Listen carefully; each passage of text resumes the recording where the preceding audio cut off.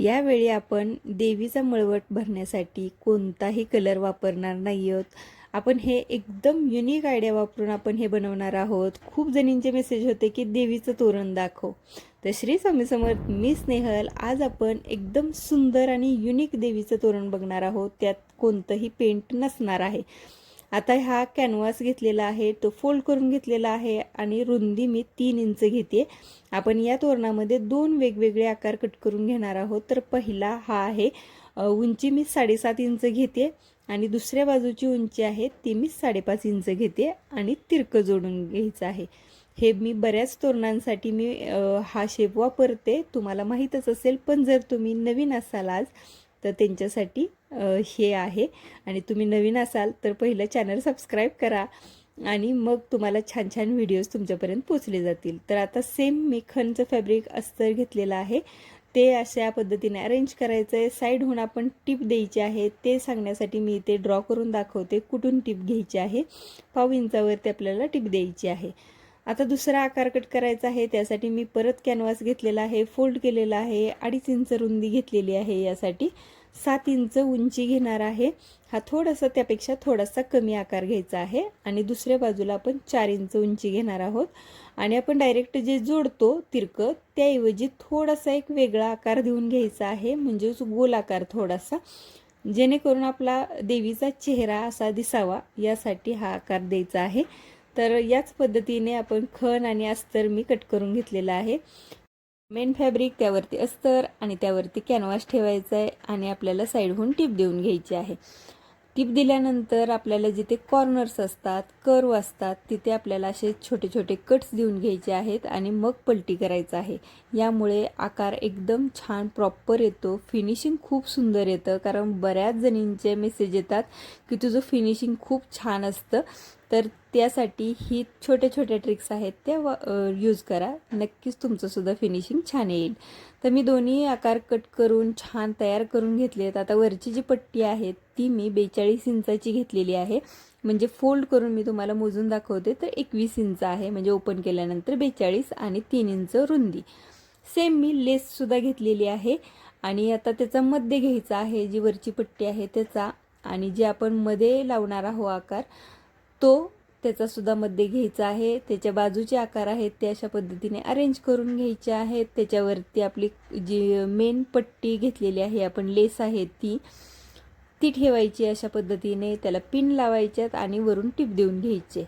आता तुम्ही जर माझे आधीचे व्हिडिओसुद्धा बघितले असतील तोरणाचे तर हे दरवेळी मी तुम्हाला सांगत असते, पण जर तुम्ही नवीन असाल तर त्यांच्यासाठी हे परत एकदा. तर अशा पद्धतीने फोल्ड करायचं आहे आणि वरून टिप देऊन घ्यायची आहे. आणि आता एक्स्ट्राचे जे कापड उरलेलं आहे जे अस्तरचं, ते आतमध्ये फोल्ड करायचं आणि त्यालासुद्धा आपल्याला एक टिप देऊन घ्यायची आहे. एकदम छान फिनिशिंगमध्ये जर तुम्ही काम केलं तर तुम्हालासुद्धा असे छान छान तोरण बनवता येतील. तर हे जोडत असताना मी वरती हुकसुद्धा लावून घेतलेले आहेत, म्हणजे सिंपल दोरी असते त्याचं मी हुक लावून घेतलेले आहेत 3, म्हणजे तोरण अडकवण्यासाठी सोपं जाईल. आता या देवीचा मळवट करायचा आहे तर त्यासाठी मी इथे मोजून घेते, म्हणजे आपला तयार आकार आहे त्याचा मध्य काढलेला आहे अशा पद्धतीने, म्हणजे फोल्ड कापडवरती आपल्याला मोजून घेताना सोपं जाईल. तर 2.25 आणि छोटासा एक पॉईंट आहे एक्स्ट्राचा, तर तो मी घेतलेला आहे. तर तुमचा आकार जर थोडासा कमी जास्त होत असेल तरीही चालेल.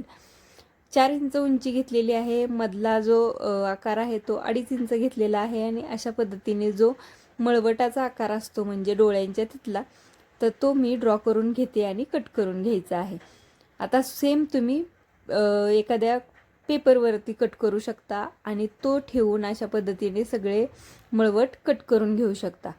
किंवा जर तुम्हाला याऐवजी तुम्हाला फॅब्रिक कलर यूज करायचा असेल तर सिंपल आहे, फॅब्रिक कलरचा यूज करून तुम्ही मळवट बनवू शकता. पण प्रत्येकाला फॅब्रिक कलर मिळेल असं काही नाही आहे, म्हणून मी हे कॉटनचं सिंपल हळदीच्या कलरचं हे कापड घेतलेलं आहे. कॉटनचं कापड आहे आणि ते मी लावण्यासाठी B7000 हा ग्लू वापरलेला आहे. तुम्हाला मी भरपूर सारे ग्लू दाखवलेत, त्यातला कोणताही ग्लू असेल तुमच्याकडे तरी तुम्ही हे लावू शकता.